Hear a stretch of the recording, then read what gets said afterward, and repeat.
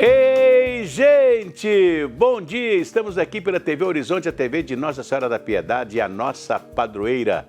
Bom dia para você, minha amiga dona de casa, companheira de todas as manhãs, nesta terça-feira, que a meteorologia está prevendo chuvas para hoje, né? Nós estamos esperando aquela chuva que vai verdadeiramente dar uma mudança no tempo, né? Nós vamos entrar verdadeiramente no outono, né? Aquele tempo mais fresquinho, mais gostoso. E, segundo a meteorologia, a partir do dia 15, o interior de Minas já começa a experimentar aquele friozinho gostoso, né? De sempre aqui em Minas Gerais. Vamos cantar aquela musiquinha? Vai tudo bem, muito bem, muito bem, muito bem, muito bem, muito bem, bem, bem. Com pílulas de Lúcia, sabe aquela dorzinha urinária, aquela sensação de queimação e ardor? Pílulas de Lúcia você encontra em todas as farmácias e drogarias do Brasil. Se persistirem os sintomas, o médico deverá naturalmente ser consultado, né? Foi inaugurada na região centro-sul de Belo Horizonte a Casa da Mulher Mineira, um espaço destinado ao acolhimento e atendimento à mulher vítima de violência doméstica. Quem nos conta essa história é o Vinícius Andrade. Vinícius. A Casa da Mulher Mineira, como o próprio nome sugere, promete ser um espaço de acolhimento às vítimas de violência doméstica e familiar. O local, recém-inaugurado no Barro Preto, em Belo Horizonte, oferece medidas protetivas de urgência, orientação jurídica e até acompanhamento para a retirada de objetos pessoais de casa. Essa casa significa um verdadeiro marco no enfrentamento à violência doméstica. Ela realizará o atendimento às vítimas que recorrem espontaneamente à delegacia para solicitar medidas protetivas, providências criminais contra o agressor, orientações diversas, encaminhamentos, quando necessários, para a rede de proteção no combate à violência doméstica. Nós também podemos oferecer às vítimas que necessitarem acompanhamento policial para a retirada de pertences, mediante agendamento, encaminhamento para a casa-abrigo, em casos gravíssimos. Em Minas Gerais, de acordo com a Secretaria de Estado de Justiça e Segurança Pública, em 2021, foram registrados 144.618 casos de violência doméstica, sendo que 139 mulheres foram vítimas de feminicídio. Porém, existem vários casos que não entram nas estatísticas oficiais, seja por medo da vítima ou até mesmo porque a mulher não percebe que está em um relacionamento abusivo. A identificação do ciclo da violência, isso varia de caso a caso. Cada mulher vai ter ou não dificuldade, então ela precisa de contar também com os familiares. Os familiares precisam estar presentes. A vítima, quando está sofrendo violência, por muitas das vezes o agressor tende a deixá-la sozinha. O que seria isso? Ele desestimula a vítima a ter um ciclo social. Amigos, familiares, então para que a vítima mantenha a distância das pessoas que representam risco para o agressor, no sentido de que ele não poderá mais agir de forma violenta com essa vítima.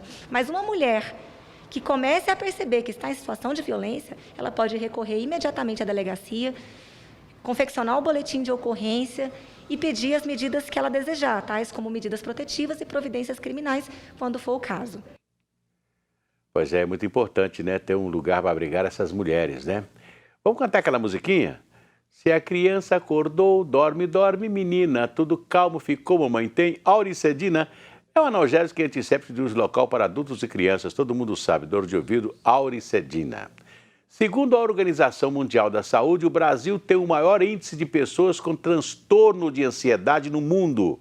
Com a pandemia, a doença aumentou em todo o planeta, fazendo com que a discussão sobre o tema também crescesse. Quem fala sobre isso é a Gabriele Assis. Gabriele. A percepção da ansiedade entre as pessoas está cada vez maior e a busca por esse tema no país tem liderado os rankings de pesquisa, de acordo com o reporte anual da saúde mental dos brasileiros. Mas afinal, o que é ansiedade? Para cada pessoa, ela pode ter um significado. Para a Fátima, é uma sensação de medo. Insegurança, medo, é algo difícil de controlar, né? sozinha. É importante, muito importante, buscar ajuda. A ansiedade pode surgir de diversas maneiras. Segundo esta especialista, existem mais de 100 sintomas possíveis da doença. O que é a ansiedade? É aquela proteção que nós temos para a sobrevivência de luta e fuga. Então, uma situação de perigo, você precisa que o seu coração acelere e bombeie mais sangue e você tenha mais energia para a luta e fuga, né? Então, essa ansiedade é a ansiedade que todos temos e vamos continuar tendo porque ela te protege.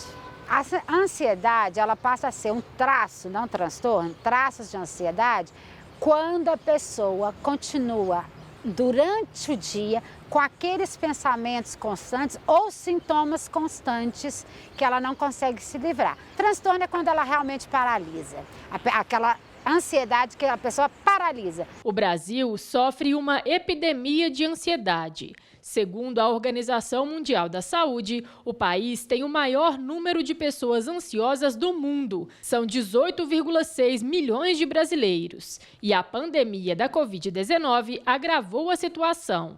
Nós nunca vivenciamos nada igual e nem pensávamos em viver algo desse tipo. Então, toda vez que a gente fala do novo, de mudança, já causa naturalmente uma ansiedade. Quiçá uma mudança tão radical que a gente teve, como o isolamento, como o medo de ser infectado, o medo de morrer, o medo de perder entes queridos, o medo de tudo, porque todo ali estava aflorado. Mas nem tudo está perdido. A ansiedade pode e deve ser tratada. Além da ajuda psicológica e psiquiátrica quando necessária, atividades prazerosas do dia a dia também são aliadas dessa causa. Você vê fotos, relembrar momentos, escutar músicas que te remetem a coisas boas. Você tentar pegar as coisas que te davam prazer ou te dão e fazer aquilo. Então pode fazer um quebra-cabeça, pode montar, pode pintar, pode usar algo que você goste a seu favor. Hoje em dia as pessoas estão falando mais e nós devemos cada vez mais falar, porque não existe saúde física sem saúde mental. É isso aí, né? Pois é, estou recebendo aqui hoje em nosso programa o Jorge Narras. Ele é historiador aqui em Minas Gerais, nascido nas entranhas de Minas. Eu falo nas entranhas de Minas porque ele é nascido lá na cidade de Rio Acima, que pertenceu a Congonhas de Sabará, né? Exatamente. Aí o pessoal fala, o que é Congonhas de Sabará? Era Nova Lima, antigamente chamava Congonhas de Sabará. Congonhas de Sabará. É porque depois tudo aqui era Sabará, né? Virou Vila Nova dos Lima. É, Vila Nova dos Lima, Por né? isso que o time chama Vila Nova e a cidade chama Nova Lima. Nova Lima, né? É isso aí. E o interessante é que, eu sempre falo isso, né? Tudo aqui era Sabará, né? O Estado teve que desapropriar Sabará para colocar a nova capital de Minas, né? Mas tudo aqui era Sabará. Nós somos, no fundo, uns sabarenses, né? Isso aí. É isso, Jorge? Né? Mas você está com um livro aqui, gente, olha o livro dele aqui, A Cruz de Malta nas Montanhas de Minas, que ele está lançando, né? Vai ser lançado que dia? Quinta-feira. Quinta-feira. Às 19 horas, lá no Asa de Papel. No Asa de Papel. Ali na rua Piauí. Rio Piauí, ali quase com a Avenida Brasil. Exatamente, né? exatamente. É isso aí. Então, esse livro, muito importante, porque conta a história de um empresário que se pontificou em Minas e que era uma figura muito conhecida, que foi o Henrique Lages. Exatamente. O Henrique Lages era o maior império empresarial, né, do princípio do século XX, né? 1900, 1918. A família dele é originária daqui de Minas, o bisavô dele, mas ele se estabeleceu no Rio de Janeiro com estaleiros, fabricação de navios estiva. Depois comprou o Minas de Carvão em Santa Catarina. E o Henrique Lages, quando ele assumiu o império, ele quis construir um grande império siderúrgico. Nessa época, o Brasil importava telha. Para construir Belo Horizonte, importou telha, importou manilha. Verdade. Vidro. Mármore. Mármore. Nós falamos até que aqui em Minas, né, os mineiros, ao descobrir a pedra-sabão, substituiu o mármore, né? Foi. Né? Em muita coisa, né? Mas Henrique Lages foi essa figura, que no início do século passado, que ajudaram a construir a história industrial do Brasil, né? Exatamente. Ele tinha um sonho de construir com o minério da Serra do Gandarela, que, diga-se de passagem, o mármore Gandarela já era famoso no princípio do século XX. 1910, 15, havia muita construção no Rio de Janeiro que era feita com mármore Gandarela, da Serra do Gandarela atual. Hoje a exploração de mármore parou, mas a gente vê isso lá. Mas ele sonhava construir os seus navios, ele era dono da Companhia de Navegação Costeira, dona dos navios Ita, os famosos Ita. Ita, que até virou música, né? Peguei um Ita no norte e vim para o Rio morar, né? Tem um samba-canção maravilhoso do Salgueiro, né? Explode, coração, isso aí tudo é a saga dos Ita. E ele era dono do navio Ita, cujo símbolo nas chaminés era exatamente a Cruz de Malta. A Cruz de Malta. Ô Jorge, nós vamos fazer um intervalo e no próximo bloco eu gostaria que você contasse a presença do Henrique Lage em Minas Gerais, lá na sua terra, em Rio Acima. Jorge Narras, você conta a saga do Henrique Lage em Minas Gerais e inclusive em sua cidade, que é Rio Acima. Sim, senhor. Tentei. É lá que ele quis plantar a primeira usina siderúrgica, uma das usinas siderúrgicas de Minas Gerais? Exatamente. O Henrique Lage, ele soube da Serra do Gandarela, que já era muito famosa no Rio de Janeiro, sobretudo, pelo mármore e pelo minério de ferro. Quem fez a fama da Serra do Gandarela foi o Gorsex, da Escola de Minas, e o seu discípulo, Pandiá Calógeras, que fez um estudo que ficou famoso sobre a Serra do Gandarela. Então havia essa visão da Serra do Gandarela. Quando ele tentou construir o seu império, ele cresceu o olho e comprou a antiga Companhia do Gandarela. Quando ele comprou, ele viu que para atingir a ferrovia, ele tinha que construir uma via rodoviária até a estação mais próxima, que era exatamente Rio Acima. E ali ele fez a sua usina siderúrgica, a usina do Gandarela. Na minha infância, eu conheci muito tanto a usina do Gandarela quanto a antiga Sansa dos Janete funcionando. E ela já funcionava, e a usina funcionava já produzindo ferro? Ferro Gusa. Ferro Gusa. Tinha uma pequena fundição, as duas siderúrgicas. Rio Acima era uma cidade muito viva, né? Uma cidade operária, uma cidade com uma vida intensa, inclusive social, na minha infância. Depois eu voltei para Rio Acima e essa memória praticamente perdeu-se do Gandarela. A Sansa não, porque a Sansa pertencia ao Janete, S.A. Metalúrgica Santo Antônio, até hoje está no centro da cidade, deixou muita marca na cidade. Mas a usina do Gandarela, que exportava mármore, que tirava um tipo de carvão mineral chamado lignito, que era queimado, inclusive, nas locomotivas da Estrada de Ferro Central do Brasil, que levava esse minério de ferro para o Rio de Janeiro para ser transformado em aço no alto forno do Henrique Lage, na Ilha do Viana, no Rio de Janeiro. Então, essa história toda perdeu-se. Eu sempre vi essa Cruz de Malta no alto de uma torre e tentava saber, gente, por que será que tem uma Cruz de Malta aqui nessas montanhas, né? E aí consegui juntar os caquinhos todos da história, que é muito interessante, que é esse sonho do Henrique Lage de construir um império siderúrgico a partir do minério de ferro da Serra do Gandarela. Pois é, a gente fica assim maravilhado com esse seu livro, né? Eu que, por exemplo, adoro história e principalmente a história de Minas Gerais, né? Quando você falou de Gorsex, né, e de Pandiá Calógeras, eu me lembrei aqui de uma outra figura de Minas, e você falou de uma outra figura também, que foi o João Pinheiro, né, que foi o primeiro planejador de Minas Gerais, né, que levantou todo esse acervo, né, de riquezas de Minas Gerais e fez o primeiro planejamento. E o Américo René Gianetti fez o segundo planejamento, né? O segundo planejamento de Minas, né? Exato. Depois, o próprio Israel Pinheiro, quando foi governador de Minas, ele aproveitou todo esse planejamento feito pelo seu pai e pelo Gianetti e criou as agências que deram suporte ao novo desenvolvimento de Minas, que o Rondon Pacheco, né, abraçou, que foi o INDE, a Fundação João Pinheiro, aqueles negócios todos, né? CETEC. CETEC, que é O Assi tem um domínio grande da história, né? Mas eu sempre fui muito intrigado com essa... Quando você estuda, quando você vê essa trajetória da siderurgia mineira, da indústria mineira, você não vê falar da usina do Gandarela. É uma coisa curiosa. É verdade, é verdade. Como é que essa aí ficou soterrada? Eu sempre digo, você chega em Rio Acima, o pessoal fala... Até em Rio Acima. Fala da MBR, que depois é herdeira das minas de ferro, né? Da empresa do Henrique Lage, da Companhia de Siderurgia e Mineração do Gandarela. E fala-se muito da MDR e hoje da Vale, que é a proprietária dessas jazidas, né? Mas essa história toda do Gandarela, ela ficou praticamente perdida, né? Pois é, Minas fica muito ligado, por exemplo, na grande primeira indústria siderúrgica, a mais famosa, que foi a usina Esperança de Itabirito, né? Não? Que eu lembro quando eu era menino, né? A minha primeira carteira, o ferro da carteira era lá, usina Esperança. Exatamente. As fundições de ferro eram importantes, né? Da usina Esperança. A usina Esperança é uma veteraníssima, né?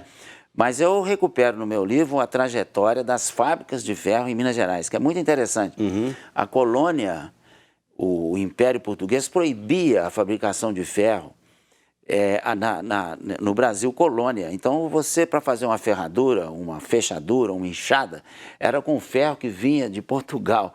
Evidentemente que houve transgressões, porque o minério de ferro aqui nas Minas era a flora abundante, até porque quando você fala da incipiente indústria de ferro de Minas, né, principalmente de Minas, né, você lembra dos chamados ferreiros e daqueles que com aquela forjazinha ficava ali, né? Né? Moldando ferro já, né? Então é quase impossível, já que a tecnologia da siderurgia veio com os escravos, os negros dominavam a fabricação do ferro a partir do minério do ferro e do carvão, que é um processo muito interessante. Quer dizer, você funde aquilo, cria temperaturas altas e com carbono que você reduz o minério de ferro até um ferro que você pode trabalhar. Essa tecnologia já era conhecida. E depois era quase impossível que os ferreiros da época não a dominassem, né? Embora os portugueses proibiram mesmo. Agora a demanda era tão alta aqui no auge da mineração do ouro, né? Picaretas, alavancas, ferraduras, outro pilão para poder... Quer dizer, tudo isso, a demanda era tão alta que... As pequenas forjas, né? As pequenas forjas, de alguma maneira, tentaram fazer essa demanda, né? Mas não conseguiu, ainda tinha muito ferro importado. Então, essa história de como que isso avança para uma siderurgia profissional, depois até o alto forno, é uma história fascinante, né? E o Henrique Lage participou dela, ele tinha um grande sonho, ele era... Aqui em Minas sempre houve empresários, sobretudo depois do governo do Arthur Bernardes, que investiram em siderúrgicas importantes. O Abel Mineira, por exemplo, que é a herdeira da grande fábrica de ferro do Jean de Montlevade, que era um francês que radicou-se aqui, mas a indústria de Montlevade hoje não é a dele, já é uma sucessora dele, né? Então, aqui sempre... chamado ferro brasileiro, que ficava em Caeté, né? Caeté. Em Caeté era nós antiga... Nós perdemos tudo isso, né, Tudo isso. A usina Gorsex, um dos seus fundadores era o Evaldo Lodge, que foi presidente da companhia do Gandarela. Ele também era um companheiro do Henrique Lage. Na verdade, o Henrique Lage, ele tinha um sonho muito maior. Ele queria, com ferro, ele queria construir os seus navios. Ele dizia que ele queria carvão de Santa Catarina, ferro e navios. E ele chegou a fazer isso. Nós tivemos lá no Império o Mauá e na República, o início da República, o Lembrou Henrique Lage. Muito bem, né? O Henrique Lage é um legítimo sucessor direto do Mauá, inclusive vizinho, na Baía do Guanabara, na Ilha do Viana, onde ele tinha os seus estaleiros, e o Mauá na Ponta da Armação. Então, ele é um sucessor. Eu digo que ele é um Mauá da República, um Mauá onde o país já não tinha escravos, né? É verdade. Então, ele era o Mauá do Parque Lage. Ele recuperou a chamada Chácara dos Lages, que era uma antiga fazenda, e ele fez de ali um lugar maravilhoso. Aliás, o Parque Lage é um lugar maravilhoso. Quando a gente vou ao Rio de Janeiro, faço questão de voltar ao Parque Lage e saber que ele está ali ao lado de um grande parque também fundado pelo Dom João, né? Dom João VI, né? Que é o Jardim Botânico. O Jardim Botânico, né? Maravilhoso. O Parque Lage, a história é muito interessante, porque o Henrique casou-se com a casa maravilhosa, né, irmão? Sensacional. Casa fantástica. A casa foi ele que fez. Aquilo era conhecido como a Vila Gabriela, porque ele fez inspirado e para a sua esposa. Um jardim de inverno que tem uma piscina maravilhosa. Exatamente. Eu reproduzo no livro uma fotografia sobre isso. Ele se casou com a Gabriela Besanzoni, que era a maior mezzo-soprano da época. Ela vinha nas temporadas internacionais de ópera. E aí o Henrique Lage começou, que eu digo, um namoro de novela, né? Porque ele era empresário, de muito bom gosto. E se não para ela, pelo menos inspirado por ela, ele construiu aquela maravilhosa casa uma coisa do linda Parque Lage. No Rio de Janeiro, Que eu digo que do império dele é o mais vistoso dos exemplos, mas ele deixou no Brasil inteiro a marca dos seus investimentos. O Parque Lage hoje é uma escola de artes visuais, né? Uma das melhores do país. Do Rio de Janeiro. Ô Jorge, vamos falando do seu lançamento do livro, vai ser na quinta-feira? Quinta-feira, 19 horas, no Asa de Papel. No Asa de Papel, né? Na rua Piauí. Piauí?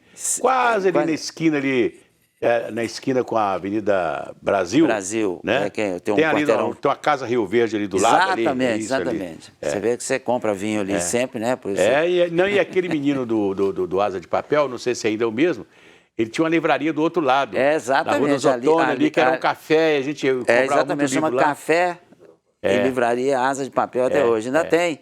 Ainda tem uma livraria modesta, mas hoje ele está mais dedicado a fazer esses lançamentos de eventos. Então, quer dizer, vamos mostrando aqui o livro aqui para vocês verem aqui, esse livro que é maravilhoso e que vocês vão adquirir lá no Asa de Papel. Vai lá, toma um cafezinho, né? Isso. Tem uma bebidinha ali e tal, e etc. E vai curtir, né? O lançamento do livro. O lançamento do livro, né? Isso vai ser muito bom. Eu desejo, assim, muitas felicidades no lançamento desse livro. Vai enriquecer muito a história de Minas, né?